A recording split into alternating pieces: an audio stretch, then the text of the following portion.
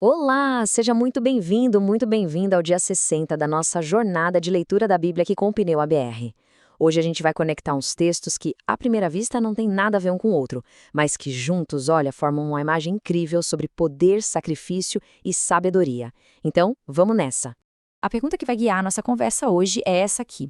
O que é um ritual de sacrifício super detalhado lá em Levítico e uma tempestade daquelas furiosa que foi acalmada em Mateus podem nos ensinar? Parece uma coisa muito distante da gente, né? Mas a resposta é mais próxima do que se imagina. Nossa primeira parada é lá atrás, no livro de Levítico. Vamos chamar essa sessão de o Antigo Altar. Aqui a gente vai tentar entender como funcionava para se aproximar de um Deus que é totalmente santo. E, spoiler, não era de qualquer jeito, não. Tinha um passo a passo divino bem específico. O centro das atenções em Levítico 1 é o holocausto. E não era uma oferta qualquer, tá? Era um sacrifício que era completamente consumido pelo fogo no altar. A ideia por trás disso era simbolizar uma entrega total, sem reservas, e também servir como propiciação, ou seja, um pagamento pelo pecado, para restaurar a comunhão com Deus. E o que chama a atenção aqui é o nível de detalhe do processo. Nada era aleatório. Exigia um animal perfeito, sem nenhum defeito. Tinha um ato simbólico de impor as mãos sobre ele, como quem diz, isso aqui é no meu lugar. Depois, o derramamento de sangue e, finalmente, a queima completa. Tudo isso, no final, resultava no que a Bíblia chama de aroma agradável ao Senhor, que é uma forma de dizer que Deus aceitava aquela oferta. E o que é que esse sistema todo nos mostra? Bom, ele mostra que era necessária uma mediação constante. Era um ciclo sem fim de sacrifícios. Por quê?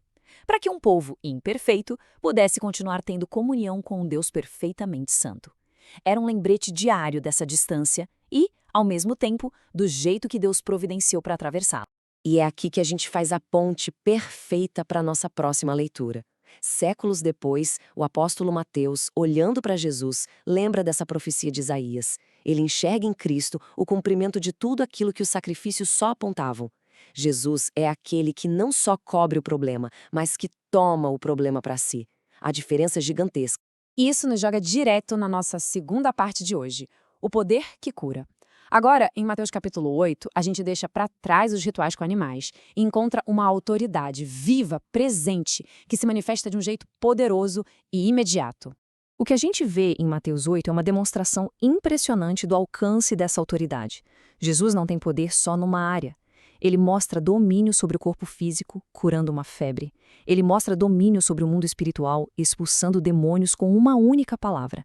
E, o que deixou todo mundo chocado, ele mostra domínio sobre as forças da natureza.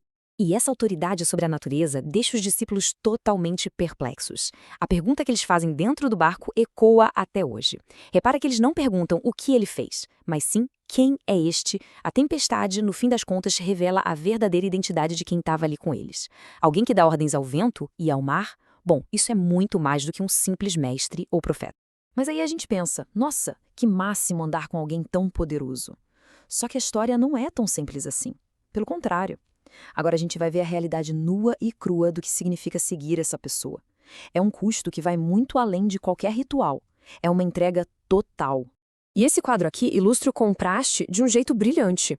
O mundo oferece segurança, um lugar para descansar, uma toca, um ninho. Já Jesus oferece um caminho de desapego radical.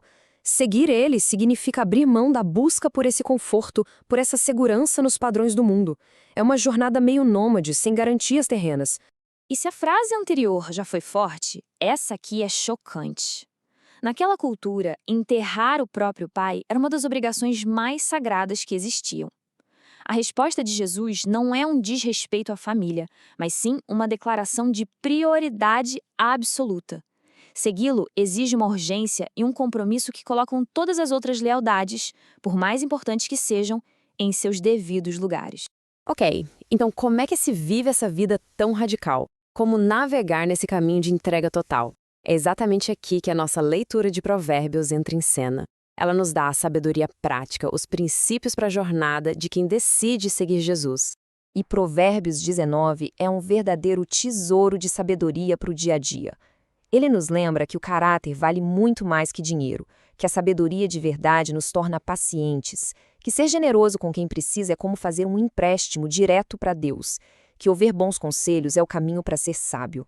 Enfim, são diretrizes para viver de um jeito que honra a Deus no meio da correria da vida. E talvez o grande resumo de toda essa sabedoria esteja nesse versículo.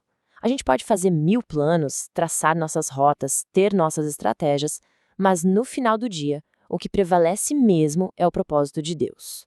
E isso conecta tudo o que vimos hoje, não é verdade? O sacrifício, a autoridade de Jesus e o chamado para segui-lo. Tudo aponta para essa necessidade de se render a um plano maior que o nosso. Espero de verdade que essa nossa conversa do dia 60 tenha sido enriquecedora. E para a gente continuar essa jornada diária na palavra sem perder nenhum passo, não esquece de curtir essa análise e seguir o Pneuma BR, combinado? E para fechar, eu queria deixar uma pergunta para reflexão. Pensando no poder de Jesus, no custo de segui-lo e na sabedoria para essa jornada, qual dessas 3 verdades falou mais alto por aí hoje? O que mais mexeu aí dentro? Pensa nisso. Um abraço e até a próxima.